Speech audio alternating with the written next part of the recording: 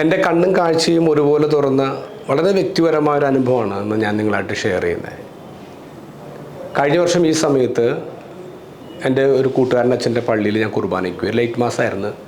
കുർബാന വെച്ചപ്പോൾ അച്ഛൻ പറഞ്ഞു, എടാ നീ ഒന്ന് മുറി വരെ വരണം. ഞാൻ അവൻ്റെ ബെഡ്റൂമിലേക്ക് പോയി. അവൻ മുറി അടച്ചു, കഥ അടച്ചു. എന്നിട്ട് അവൻ്റെ അലമാര തുറന്നിട്ട് അവനൊരു കോർപ്പറലെടുത്തു.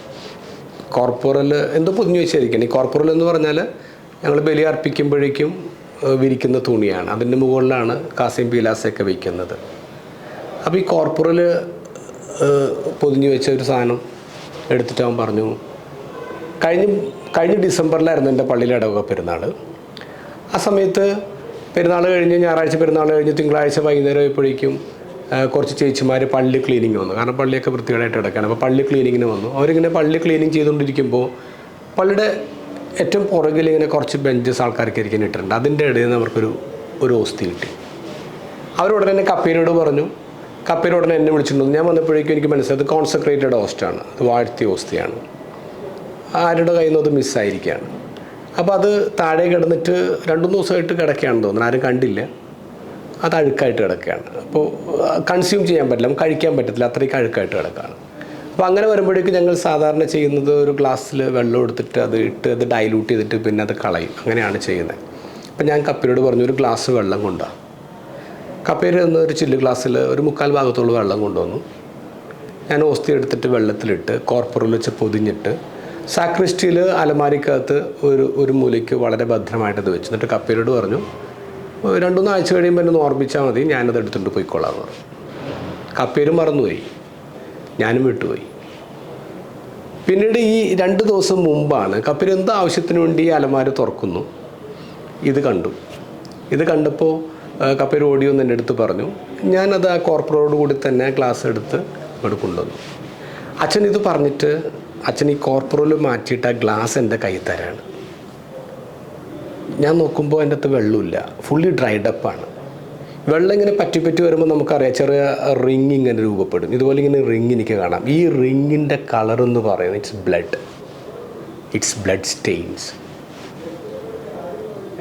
എൻ്റെ കൈ വറക്കാൻ തുടങ്ങി, എൻ്റെ കണ്ണ് നിറയാൻ തുടങ്ങി. ഞാൻ അച്ഛനായിട്ട് 21 വർഷമായി. ഓരോ ദിവസവും ഞാൻ ബലി അർപ്പിക്കുന്നുണ്ട്.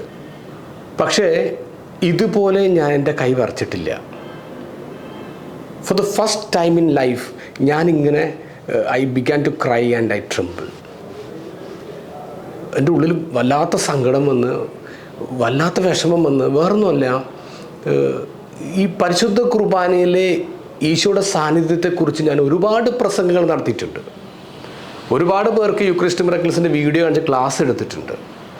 പക്ഷേ പരിശുദ്ധ കുർബാന ചൊല്ലുമ്പോൾ ഇത് ഈശോ തന്നെയാണെന്ന് പൂർണ്ണ വിശ്വാസത്തോടെ ചെല്ലാൻ പറ്റിയില്ല എന്നുള്ള സങ്കടമാണ്.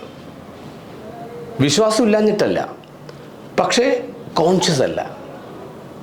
മാസ് ചെല്ലുമ്പോൾ അത്ര കോൺഷ്യസ് അല്ല. ആദ്യമായിട്ട് ഈശോയുടെ ശരീരം എൻ്റെ കയ്യിൽ വന്നപ്പോഴേക്കും അത് വല്ലാത്ത തിരിച്ചറിവായിരുന്നു. എൻ്റെ കൺമുന്നിൽ നിന്ന്, എൻ്റെ കണ്ണിൽ നിന്നൊരു വിരി എടുത്ത് മാറ്റിയൊരു അനുഭവമാണ്. Because I so Jesus in my hand, I so Jesus blood in my hand. നമുക്ക് പലർക്കും പറ്റുന്നൊരു സംഭവം. ഈ വലിയൊരു കൃപ എല്ലാ ദിവസവും നമുക്ക് ഇങ്ങനെ ഫ്രീ ആയിട്ട് കിട്ടുന്നുണ്ട്, നമുക്ക് വിലയില്ലാതെ പോകുന്നുണ്ട്. ഈശോയുടെ സാന്നിധ്യം നമ്മൾ കാണാതെ പോകുന്നുണ്ട് എന്നുള്ളതാണ്. വിശുദ്ധ ജോൺ മേരി വിയാനി ഇങ്ങനെ പറയുന്നുണ്ടല്ലോ, if you understood what is mass you will die of Joy. പരിശുദ്ധ കുർബാന എന്താണെന്ന് അറിഞ്ഞു കഴിഞ്ഞാൽ നമ്മൾ സന്തോഷം കൊണ്ട് മരിച്ചു പോകും. ഒരുപക്ഷെ ഇതായിരിക്കാം നമുക്കിങ്ങനെ നേരിട്ട് ഈശോയെ കാണാൻ പറ്റാത്ത, ഈശോയുടെ ശരീരത്തെയും ഈശോയുടെ രക്തത്തെയും നമുക്ക് കാണാൻ പറ്റാത്തത്. പരിശുദ്ധ കുർബാനയുടെ തിരുനാളാണ് നമ്മൾ ആഘോഷിക്കുന്നത്. ഒറ്റ കാര്യം ഓർത്താൽ മതി, എത്രമാത്രം വിശ്വാസത്തോടെ, എത്രമാത്രം ബോധ്യത്തോടെ, എത്രമാത്രം കോൺഷ്യസ് ആയിട്ട് എനിക്ക് ബലി അർപ്പിക്കാൻ പറ്റുന്നുണ്ട്, എനിക്ക് ബലി സ്വീകരിക്കാൻ പറ്റുന്നുണ്ട്, എനിക്ക് ഈശോ സ്വീകരിക്കാൻ പറ്റുന്നുണ്ട് എന്ന് ആത്മാർത്ഥമായിട്ട് ചിന്തിക്കുക. എല്ലാവർക്കും പരിശുദ്ധ കുർബാനയുടെ ആശംസകൾ. Happy Sunday.